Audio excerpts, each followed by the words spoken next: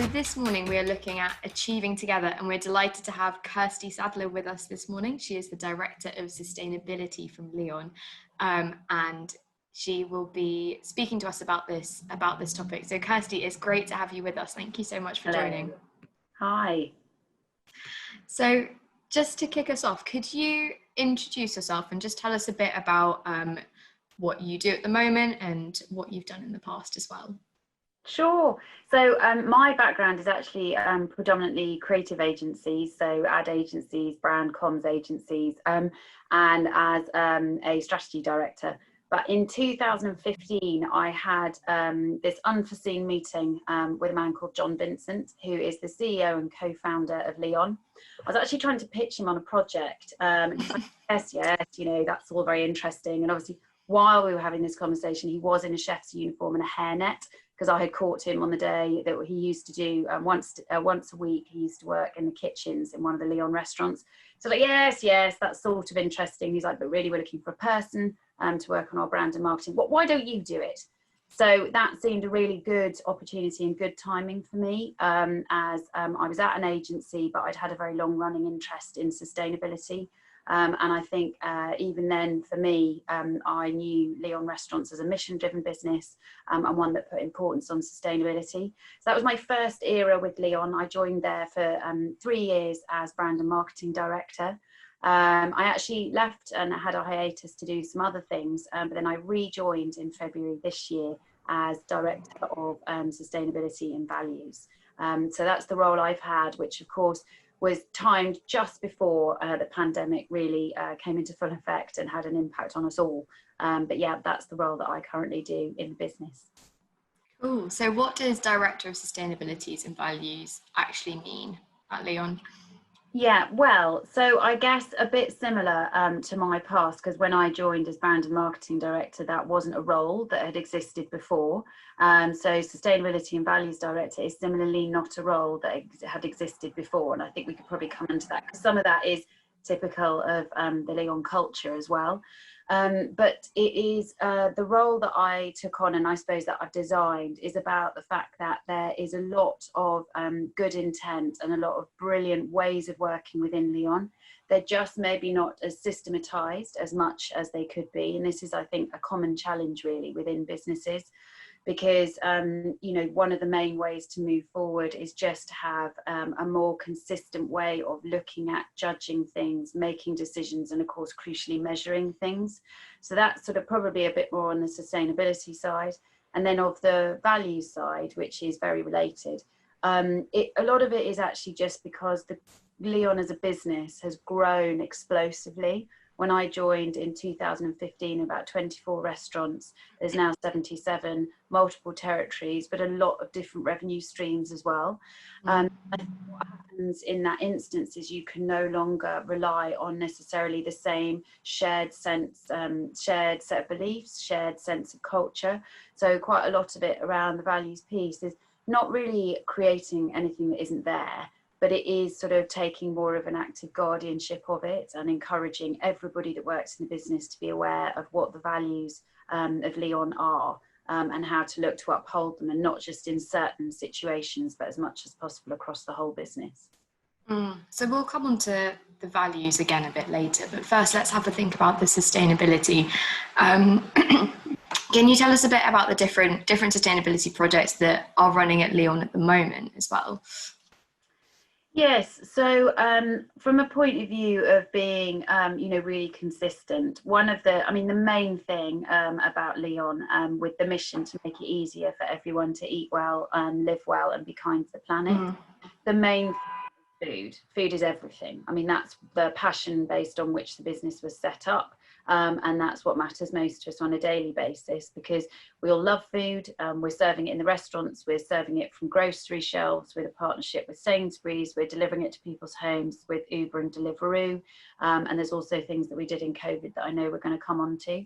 But one of the jobs that I had initially was just making sure we really did understand our impact. And from an emissions point of view, that was looking at scope 1, 2, and we're right in the middle of looking at scope 3 as well. A lot of it was also saying, you know, on our sourcing of our food, where can we make it better? So, you know, because there's a lot of ingredients that we maybe previously had, like soy, that we don't have.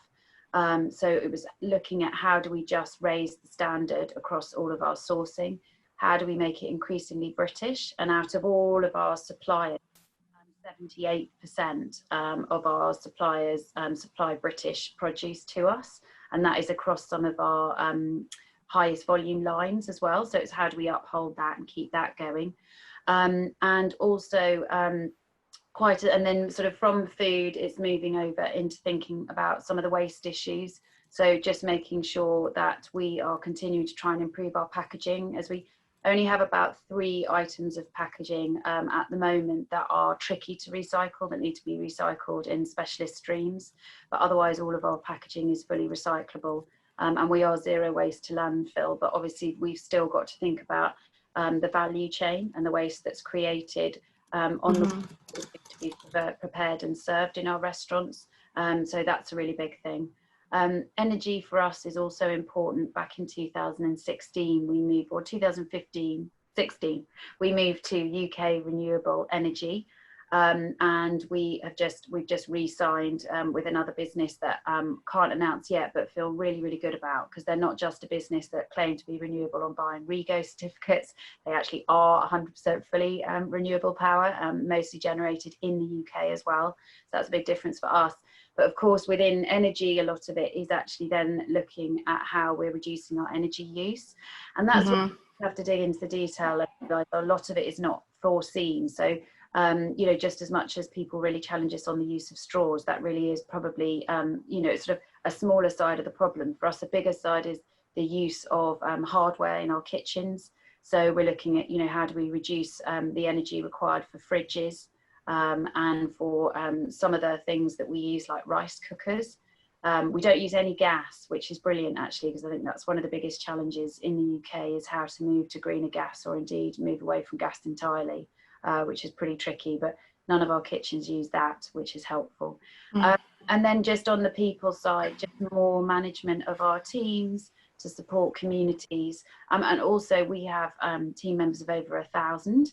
So we're just looking at, you know, how do we try and better learn about them as they come into the business, or if they're already in the business, and try and profile them to identify what their areas of interest are and their passions, and to work with those. But just quickly to summarise, most of it, as I said, is around food, be that suppliers or doing more work in agricultural practices, how we support biodiversity and rewilding in the spaces that our suppliers operate, because, and I can come on to this in terms of some of the commitments we've made, but our ability to act like directly impact biodiversity is quite limited, because obviously most of our restaurants are in urban areas and cities. So it's that side, so food, agriculture, biodiversity, then packaging, and energy. Amazing. Thank you for that, Kirsty. Before I ask the next question, I would just like to remind everyone that there is a Q&A box at the bottom of their screens. And if anything that Kirsty's saying prompts a question or prompts a response, please do just add it into the Q&A box as we go along, and we can come on to those later. So Kirsty, earlier you mentioned that you joined just before the whole lockdown and COVID really kicked off. What was Leon's response to that? I know that there were several initiatives happening. Yeah, so we are, just as a reminder, this frames a lot of it. We are an independent business, and we are still founder-led and founder-run. So our CEO, John Vincent, is a very energetic person, and that's a very infectious part of our culture, and like you're referring to on values. And actually last year he released a book called Winning, Not Fighting. And a lot of it is about trying to find our flow, and that's collectively as a business and then individually. And there is this analogy that he uses a lot, which is being like water. And the point is that water will often find its way down the mountain, or indeed through the land, but just by trying all of the paths it could find that have least to keep its flow. And I think that was definitely something that came to bear for us in COVID. We decided, so it started actually sort of more like mid-March, where I was looking at the data around percentage sales to NHS versus, you know, the general public. And of course, for us, our sales were tailing off definitely by mid-March. And we've long had, since the business founded 16 years ago, we've had a 15% discount for the NHS. So we decided, it was actually not even mid-March, it was early March, we decided to increase our discount to 50%. And by the time we got to about the third week of March, we were seeing that for a majority of our restaurants in cities, our transactions for the NHS were about 70% of our total transactions. Wow. Just really brought home, like, there's a role that our particular restaurants were playing, just because a lot of them are actually very near to hospitals. And at the same time as this, I was contacted by St Mungo's. And they're like, look, they were getting grants from the local council to move their clients off the streets and into sort of temporary accommodation. But crucially, of course, that accommodation had to be individual. They could no longer be using their refuges, because that was communal. They had communal areas, there was communal sleeping. So they were taking over, and a lot of them, not all of them, but quite a lot of them were holiday inns. But what obviously those holiday inns exist for is commuters, and often they're in food deserts in our cities. So I was contacted, they said, look, we've got over 100 clients going into a holiday inn. It was over by the city, actually. It was, I think it was sort of Tower Gateway. And they're like, and there's just no food, can you help? So we just rapidly in that day worked out, right, how do we serve them reliably 3 meals a day at a flat cost, and we were just doing it at cost, and we started to serve that out of one of our restaurants, and then it just snowballed, and soon we were serving about 5 or 6 different locations that the homeless clients were now living in, because they had no way of catering, and it wasn't safe. So as we did that, my boss then phoned me and said, could you speak to Damien Lewis? He wants to talk to me about something. And I was like, Damien Lewis? And I remember I was at home at this point, and I think I was making like beans on toast for the kids. And I was like, sure, I'll speak to Damien Lewis. So anyway, he called, and he basically, along with his actor wife, Helen, they had a number of conversations quite early in March about, look, we've got reports of this virus coming to the UK and of having a really significant impact. What's the best thing we can do? And the NHS said, look, the main things are, of course, medical, PPE, and the next thing is food. And it's just because it raised the sad truth that a lot of our major hospitals, particularly in cities, they don't have a catering facility for their staff. And so they knew that their staff were going to be having to work extremely hard, and that they wouldn't have the food, the nutritious food that they needed, while they were beginning to work these really demanding 12-hour shifts. So I spoke to Damien and his wife Helen, and then also spoke to Matt Lucas, who is a friend of John's, and we came together, and it was a really late night on Thursday. I think it was Thursday the 27th of March. And we just said, right, we need to launch a campaign, because Damien and Helen had an appearance the next day on BBC Breakfast, and so we decided we were going to capture the attention that was going to give us, and we launched a fundraising campaign with the public via a Just Giving page, and that became Feed NHS. And so just that ran for about 3 months, and we raised £1.5 million, which was a mix of foundations giving money and the public giving money, and also a number of businesses, kind of as the months went on, they also gave money. And we brought that together and worked as a coalition. So there were there was a larger hospitality business, Baxter Story, there was ourselves, and then there was another group of restaurants as well. And basically I managed the money coming in, and then how we would grant that out to individual NHS hospitals in order to pay the contracts for the restaurants and the food businesses that were then serving meals daily to their staff who were working in critical care wards. But that was just one thing that we did. We actually, as Leon, we kept open 12 of our restaurants. And we turned quite a few of them into grocery shops. And it was really simple. We just used our own supply, like our milk and our bread and our eggs, and also our meals. And we just sold that out to people as if we were a grocery shop. We did also still have other people, like critical workers, key workers, who just had nowhere else to go for food. Pretty much everything else had shut. And we also launched an e-commerce platform called Feed Britain, and that was really in response to the crisis we saw on the other side, which was all of our suppliers.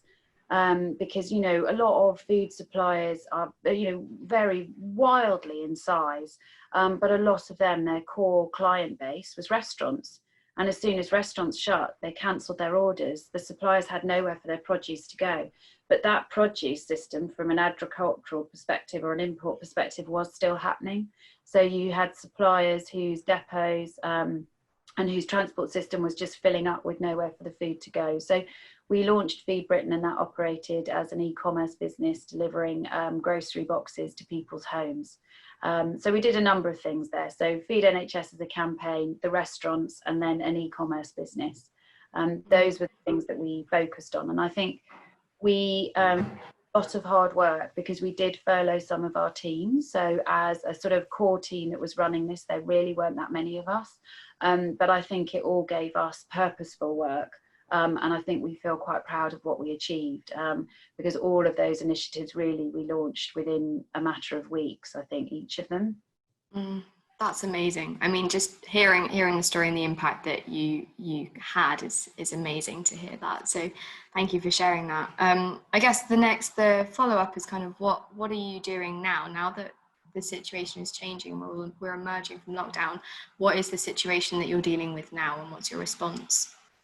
Yeah, I mean, there is, rightly so, I think the media has given extensive coverage to hospitality. And I think, just as a reminder, that's because the industry is a huge employer, but particularly of a younger age group. So, you know, thinking particularly sort of 18 to 24-year-olds or 25-year-olds. And all of the reporting has shown that as an age group, and indeed a generation, they are going to be hardest hit by the pandemic. And that's particularly economically. So a lot of what we've obviously looked to do is just the basics. You know, how are we opening and running our restaurants really safely? How are we just trying to bring back some of the joy into our restaurants? Because, I mean, you work in hospitality really because you like people. You probably like people before you like food, actually, because that's what it's about. You know, you work in teams of people. Our teams have become very small. So how do we keep them feeling confident and safe? But we're hoping to grow those teams. And obviously a lot of it is just the joy of seeing people walk in through the door and serve them. So that's been a huge part of it. And we've been reopening restaurants. We actually opened 2 entirely new restaurants with our partner, Road Chef. We launched that about 3 weeks ago. So obviously, I mean, everybody is going to feel this. A lot is like, how do you pick the pieces of your annual plan off the floor? And when you put them back together, what does it look like? Because it's not going to look like the annual plan that you had in February. So quite a lot of it is that, you know, we are not going to be able to open all of the restaurants that we discussed opening at the beginning of this year. But it is about, how do we reopen our sites? How do we keep as many of those sites as possible? And how do we keep the team feeling good, working well? Our e-commerce platform, we launched it in response to what we saw as an issue with suppliers and a need from customers. We are going to need to pivot that to be something slightly different. So that's taken a pause as we reassess what that will be. And that was also running very much to be a support and to give all its profits to Feed NHS. We are looking to shift that and look more at what are the sustainable solutions for food poverty, which is another tremendous issue that's come out of this. And I spent many hours redistributing surplus food to food banks throughout COVID. We donated from Lyon thousands of meals to the Felix Project and other more regional based food banks. But I think for me, the issue with food banks is it's the difference between giving a person a fish and they'll eat for a day, teaching them how to fish and they'll eat for a lifetime. Food banks cannot be the only way of tackling the growing food poverty issue. So we've taken a pause on Feed Britain. And then we are looking to really grow our other channels. So growing grocery, which we sell in partnership with Sainsbury's and is going very well for us. And obviously delivery. And I think within all of this, we're thinking back to how I answered one of your first questions about sustainability and what our strategies are. Very committed to also growing out of this in an ever more different way, and with an eye on the future, because I think everybody, due to, you know, the sense of crisis, is quite focused on what the next weeks look like and the next months. We're trying to basically move continually between the smaller picture and the big picture. So big picture is actually, what are we doing from now until 2030? Because, you know, thousands of people have told us, and not least Greta, and I think we're listening. So we really do only have 10 years to have a dramatically different impact on the world. So one of the things that we're doing as part of that is John founded the Council for Sustainable Business 2 years ago, and that was at the request of Michael Gove and DEFRA.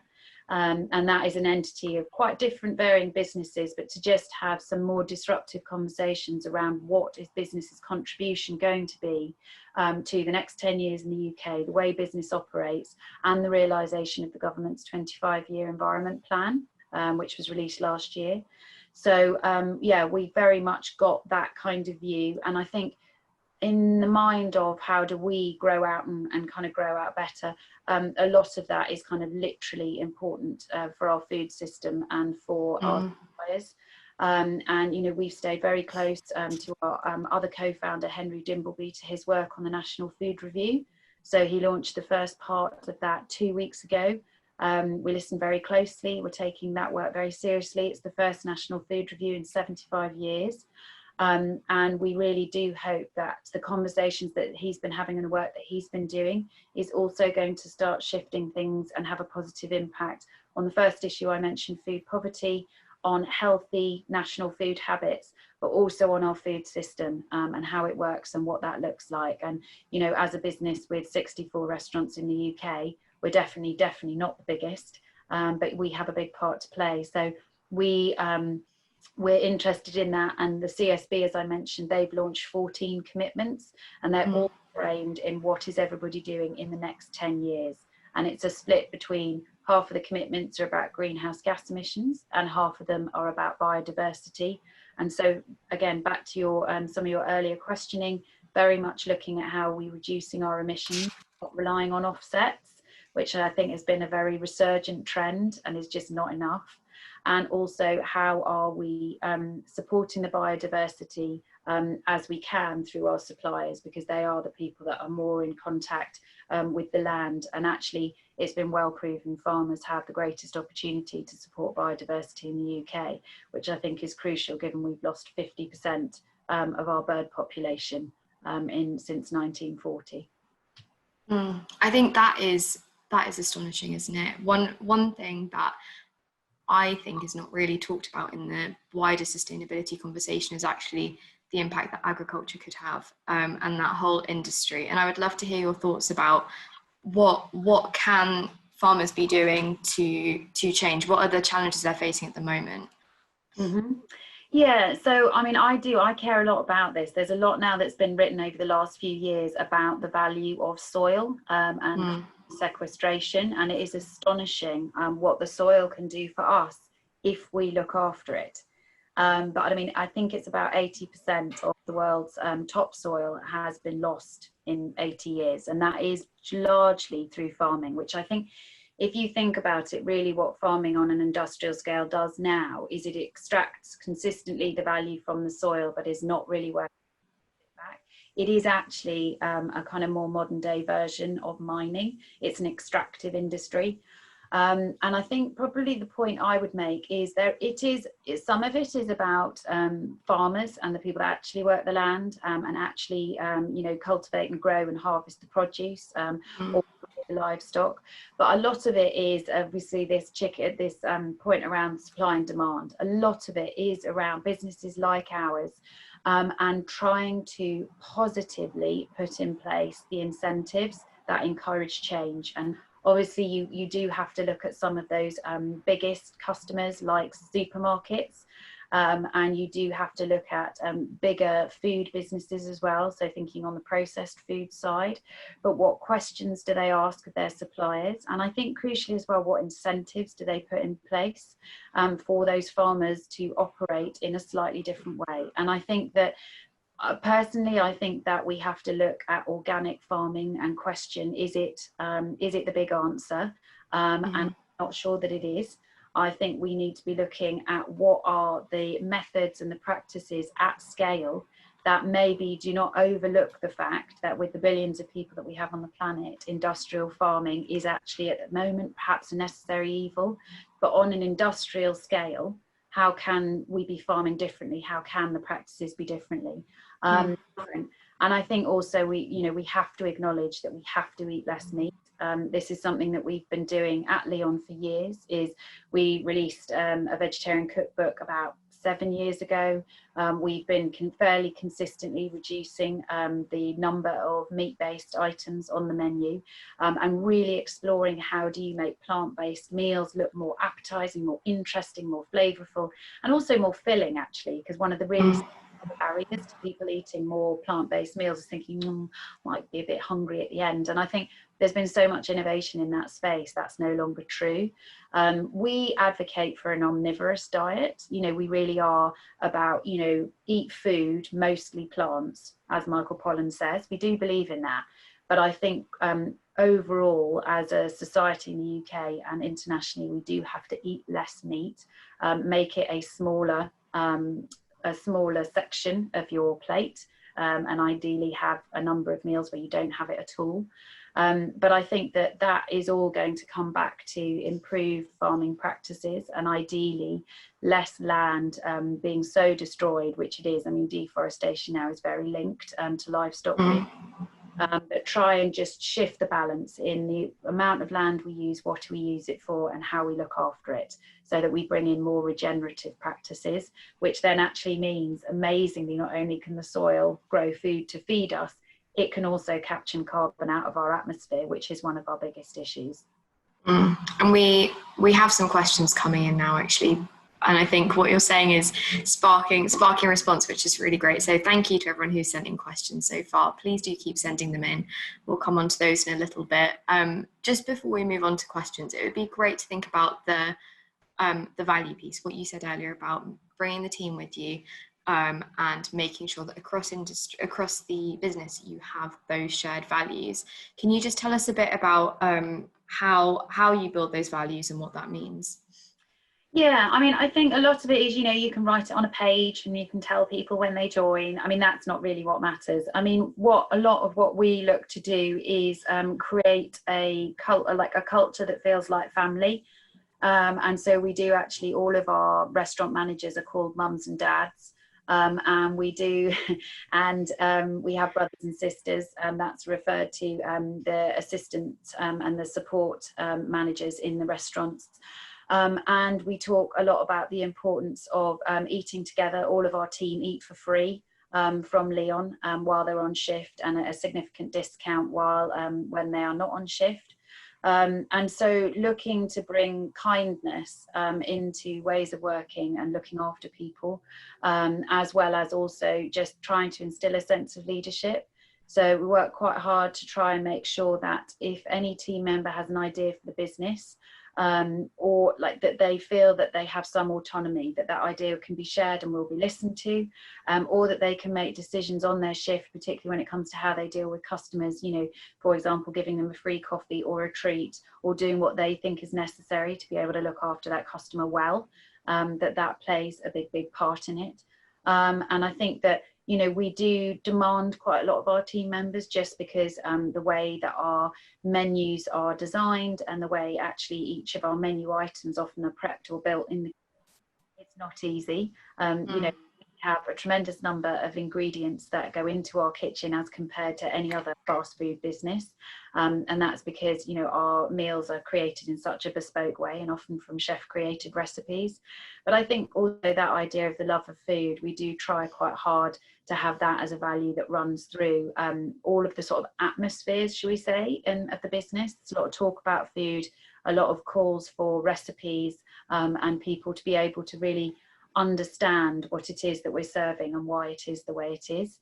And I think that, we also talk about the idea of speaking as if someone is listening. So we do try and uphold a real culture of transparency around sort of how people are performing, and we sort of get a lot of quite live feedback, really. That's sort of quite an ethos across the business, so that people always know where they stand.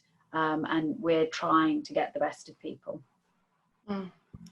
Perfect. Thank you for sharing that. I think we'll move straight on to the Q&A. We've got quite a few questions coming in, and as I said earlier, please do keep adding those in. We can get through as many as we can now while we have Kirsty with us. So the first question is just about the values that you've just been talking about from Tanya Goodwin, and she is asking, what process did you follow to determine your company values? How did you involve the staff? Oh, that's very interesting, because I'll be honest, so the business is 16 years old, and it had its birthday last month. I think there was a very long set of values that were originally written for the business, and I think they weren't written the day the doors opened on Carnaby Street, but they were written not that long after. And I think we did have a reality check probably about 3 or 4 years ago where they were really down to 3. And I'll be honest, I don't think that was a process that was done involving team members as much as it could have. So we are actually at a point now where quite a lot of our values are sort of codified, for example, in writing that John's done, or handbooks that we have and so on. But I'm actually right in the process of looking just to revisit those in thinking about what we've learned as a business since we ever began.